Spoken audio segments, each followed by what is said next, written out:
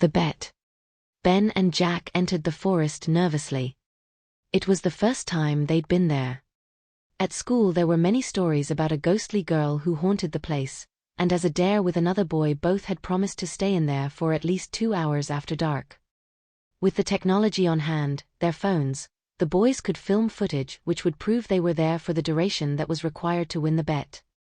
Ben peered at his watch. The time was just after 6 p.m. In the next 15 minutes, it would be dark. His parents expected him home by 9 p.m., plenty of time. Both boys were 14 years old. The other boy, Jack, was a lot quieter than his mate.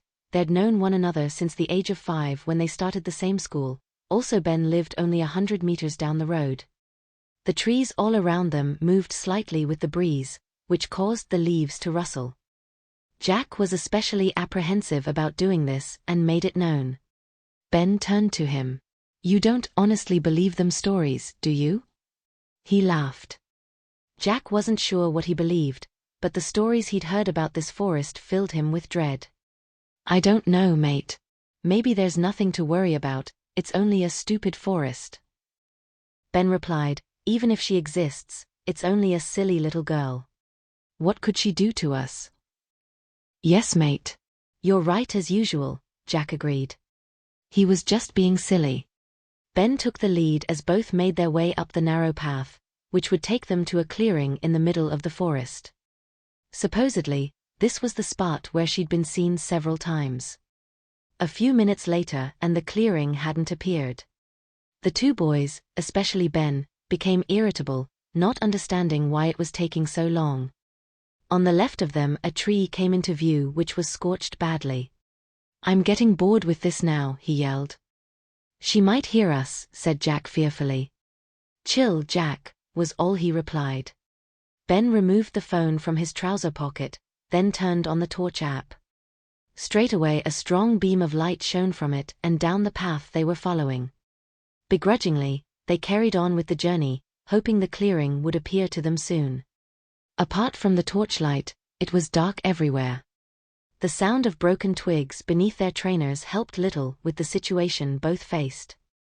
At one point Ben stopped, then facing Jack, said gravely, "I think we're lost, mate. We should be there by now." This was the last thing Jack wanted to hear. He had an idea. "Let's head back." This was a silly idea.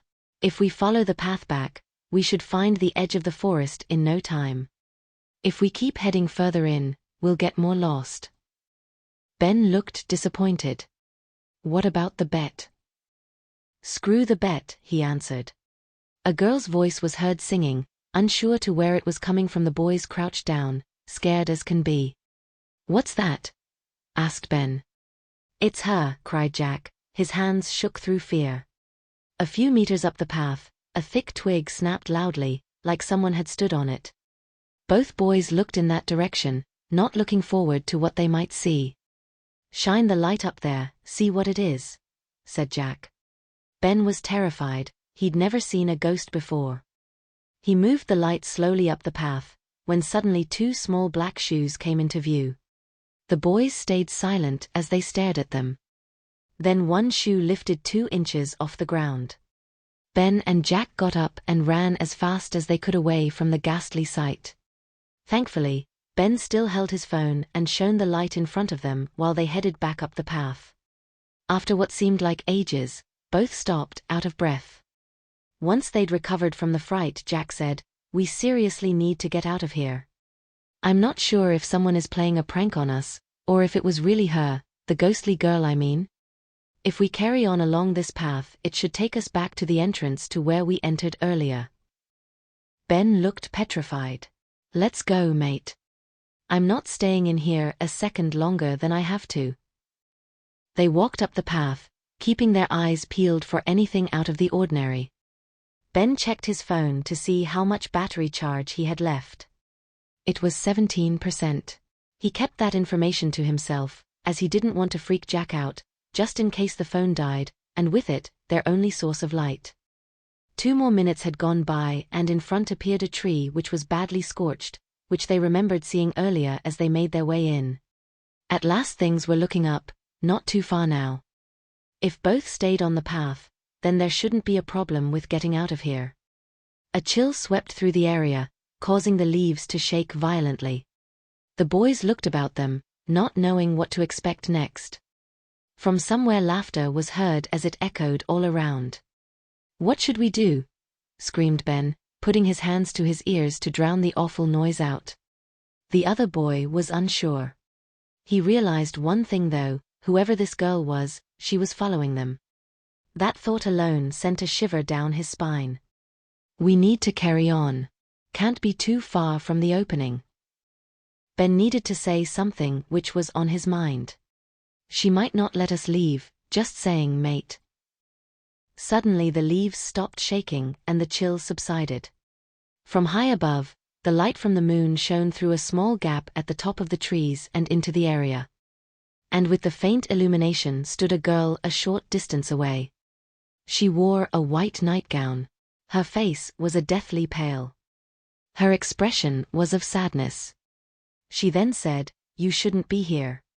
Behind her, a tall figure appeared from the shadows. Two large hands rested on her small shoulders. "Run!" yelled Jack as he grabbed Ben, who then dropped his phone without realizing. Both ran down the path, away from her. The light from the moon helped with their escape. The path seemed endless. With huge relief, the opening came into view at the end of the narrow walkway. Without warning, the most terrible thing happened. The boys stopped in their tracks. A meter from the only exit from the forest stood a figure. The boys were sure it was her. She was stopping them from leaving. "What should we do?" cried Bob. Jack didn't know what to say. Without warning, a light shone in their faces, then a girl's voice said, "Mum's livid with you, Ben.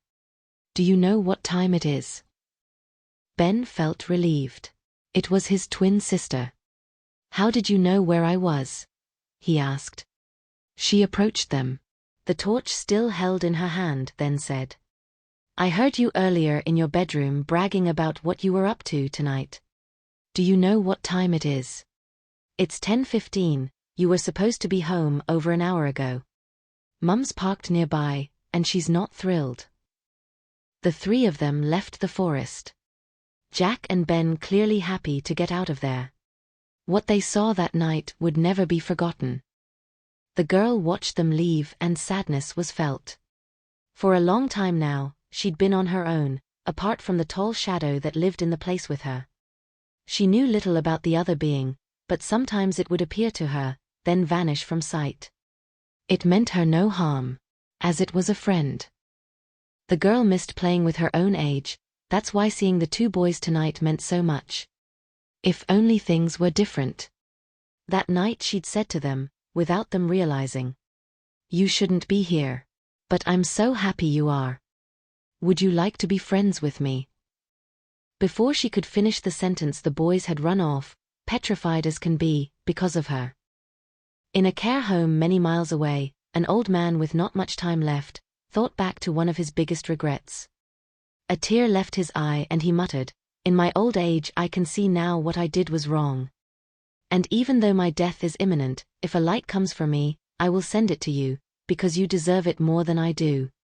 What I did was cruel, callous, taking the life of a young girl while she biked home from school in such a secluded place. The place which now haunts me to my very soul." As he had predicted, the light came. In his mind's eye, he remembered her, and the forest, knowing she was trapped there because of him.